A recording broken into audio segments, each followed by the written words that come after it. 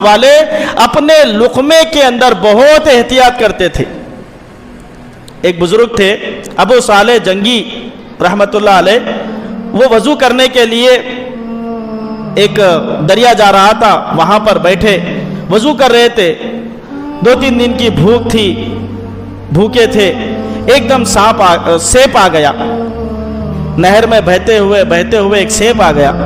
وہ سیپ کو لیے، بھوک کی شدت تھی، کھا لیے۔ جب کھا لیے اس وقت میں خیال آیا کہ بھئی کس کا یہ سیب ہوگا، بغیر اجازت کے میں نے کھا لیا، اب اس کا کیا بنے گا؟ اگر اللہ قیامت کے دن سوال کر دے کہ بھئی کسی کا تو نے بغیر اجازت کے کھا لیا، یہ تو تیرے لیے حرام ہے۔ اب بتائیے کتنے مسلمان ہیں جو اپنے پیٹ کے اندر کھانے سے پہلے خیال بھی کرتے کہ بھئی یہ حلال ہے یا حرام ہے، سوچتے بھی نہیں، خیال بھی نہیں کرتے۔ کتنوں کے پیسے ہم نے کھا کے ہضم کر دیے، کتنے کی زمینیں ہم نے ہڑپ کر دیے، کتنے کی پیسے بغیر اجازت کے امانت میں ہم نے خیانت کر دی۔ اور کئی مرتبہ ہماری عورتیں دیکھنے کے اندر آتا کہ جو کوئی بنڈی والا ہے یا کوئی ترکاری والا ہو یا کوئی چھوٹی سی چیز بھی ہے کھانے کی، لوگ بغیر اجازت کے لے کے اس کو منہ میں ڈال دیتے ہیں۔ کوئی کھانے کی چیز ہے، ایک مثال دے رہا ہوں، کوئی انگور بھی ہو، اس سے پوچھنا چاہیے، جس سے آپ خرید رہے اسے پوچھ کے کھانا چاہیے۔ آپ بغیر پوچھے کہ آپ منہ میں ڈال لیے اور اس کو پوچھا نہیں تو وہ حرام ہے آپ کے لیے۔ کیسے اتنے لقمے ہماری ماں اور بہنیں بھی اور کتنے کے مرد حضرات بھی ایسے کام کرتے ہیں کہ بغیر اجازت کے کھا لیتے۔ حلال اور حرام کی کوئی تمیز نہیں رہی۔ دعوتوں کے اندر جا رہے، دعوتوں کے اندر یہ بھی نہیں ہے کہ تھوڑا سا ہم معلوم بھی کر لیں کہ دعوتیں کرنے والا کیسی دعوتیں کرتا ہے، کہ دعوت کے اندر حلال اور حرام کی تمیز بھی رکھتا ہے نہیں رکھتا ہے۔ معلوم ہے سود کے ساتھ اس کا کاروبار ہے، مٹی پہ اس کا کاروبار ہے، اور جوڑے کی رقم لے کر اس نے کھانا وغیرہ بنایا، لیکن ہم جا رہے کھانا کھانے کے لیے۔ نہیں بھائی کیا کرے، جانا پڑتا، رشتہ دار ہے، پڑوسی ہے، نہیں تو ناراض ہو جاتے، اللہ ناراض ہوتے اس کا خیال نہیں ہے، آخرت برباد ہوتی اس کا خیال نہیں ہے۔ ایک لقمہ آپ کے پیٹ کے اندر چلے جائے، حدیث پاک کا مفہوم ہے 40 دن کی عبادت قبول نہیں ہوتی۔ ایک لقمہ حرام کا پیٹ میں چلا گیا، 40 دن تک دعائیں قبول نہیں ہوتی اور نہ عبادتیں قبول ہوتی۔ یہاں تک کہ ایک حدیث میں اللہ کے نبی صلی اللہ علیہ وسلم نے فرمایا، ایک آدمی لمبا سفر کرتا ہے، چہرے پر گرد و غبار ہے اور جسم پہ جو کپڑے ہیں وہ جو نا غبار سے آلودہ ہو گئے، اور پھر جو نا اللہ کے پاس جاتا ہے اور اس کے بعد ہاتھ اٹھا کے کہتا ہے یا رب یا رب یا رب۔ اللہ کے نبی صلی اللہ علیہ وسلم نے فرمایا اس کا کھانا حرام، اس کا پینا حرام، اس کا لباس حرام کا ہو، اور اس کی پرورش حرام مال سے ہوئی ہو، اس کی پرورش حرام مال سے ہوئی ہو۔ بتاؤ اللہ اس کی دعا کیسے قبول کرتے؟ اللہ کیسے اس کی دعا قبول فرماتے؟ تو حرام مال میرے دوستو ہمارے پیٹ کے اندر جا رہا، لیکن ہم اس کی نہ فکر کر رہے نہ اس کے بارے میں سوچ رہے۔ ایک لقمہ اگر پیٹ کے اندر چلے جائے، ابو صالح جنگی رحمت اللہ علیہ فرماتے بھئی ایک لقمہ میرے پیٹ میں چلے گیا، قیامت میں اللہ کو کیا جواب دوں گا؟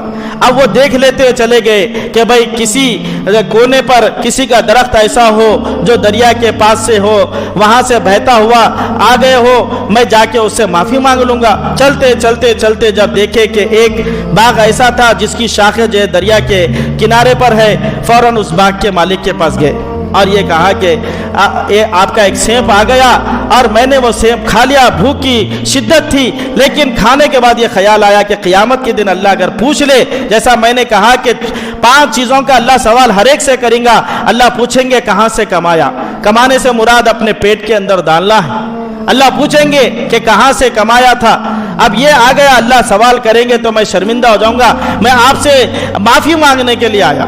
اور وہ بھی بڑے بزرگ تھے، مالدار تھے، بڑے بزرگ تھے، وہ سمجھ گئے یہ کوئی صاحب نسبت ہے، کوئی بڑا اللہ کا ولی ہے۔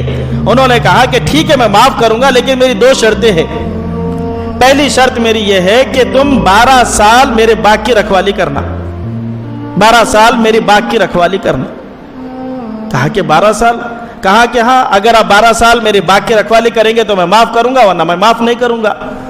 اب انہوں نے سوچا کہ بھائی دنیا کا مسئلہ ہے، اگر تھوڑی سی تکلیف ہو رہی ہون دو کر لیں گے، لیکن آخرت کی رسوائی ہم سے برداشت نہیں ہوتی، جہنم کی آگ ہم سے برداشت نہیں ہوتی، کیونکہ حدیث پاک کا مفہوم ہے، فرمایا کہ مال حرام سے پلا ہوا جسم یہ جہنم کا مستحق ہے۔ فرمایا माल हराम से पला हुआ जिस्म ये जहन्नम का ज्यादा हकदार है। इसलिए फरमाया कि ठीक है, मैं 12 साल आपकी जो है नौकरी करने के लिए तैयार हूं। 12 साल किया। कहा कि एक शर्त पूरी हो गई, अब दूसरी शर्त क्या है? कहा कि दूसरी शर्त मेरी ये है, मेरी एक बेटी है जो कि अंधी है और लूली है और लंगड़ी है। 3 ऐब बयान किए, अंधी है, लूली है और लंगड़ी है, इससे तुम्हारे को निकाह करना है। दिल पे तो शाक हुआ कि भाई ये क्या, एक बहुत बड़ी मुसीबत में डाल दे रहे, लेकिन फौरन ख्याल आया कि भाई आखिरत का मसला है, आखिरत खराब नहीं होना चाहिए। दुनिया का मसला कोई मसला नहीं, थोड़ी दिन की जिंदगी है, बर्दाश्त कर लेंगे, जिंदगी गुजार लेंगे, लेकिन हमारी आखिरत खराब नहीं होना। कहा कि ठीक है, मैं तैयार हूं। निकाह कर दिया गया। निकाह की रात जब बीवी के पास गए तो एक खूबसूरत औरत हसीन और जमील बैठी हुई है। फौरन दौड़ते हुए घर से बाहर निकल गए, कमरे से बाहर निकल गए। कहा कि आपने तो कहा कि अंधी है, लूली है, लंगड़ी है, वहां तो एक खूबसूरत हसीन और जमील जो है औरत बैठी हुई है, मैं फौरन बाहर निकल के आ गया। तो उन्होंने कहा बाग के मालिक ने, मैंने जो कहा वो बिल्कुल सही है और तुमने जो देखा वो भी सही है। कहा कि मैंने ये कहा कि अंधी है, मेरी बेटी इतनी नेक है, कभी किसी गैर महरम को उसने अपनी आंखों से नहीं देखा, कभी किसी गैर महरम को उसने अपनी आंखों से नहीं देखा, इसलिए कहा कि मैंने दुनिया के एतबार से अंधी है।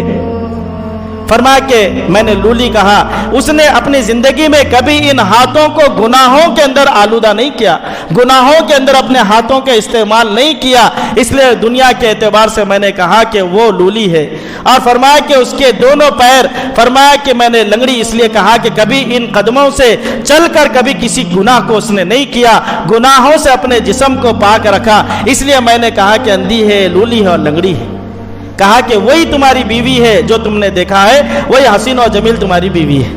और उनका नाम था उम्मे खैर, फातिमा उम्मे खैर रहमतुल्लाह अलैहा। ये दोनों अबू साले जंगी और ये इसी तरीके से उनकी वालदा फातिमा उम्मे खैर, ये दोनों मियाँ बीवी इतने नेक थे जिन्होंने हलाल और तय्यब माल खाया।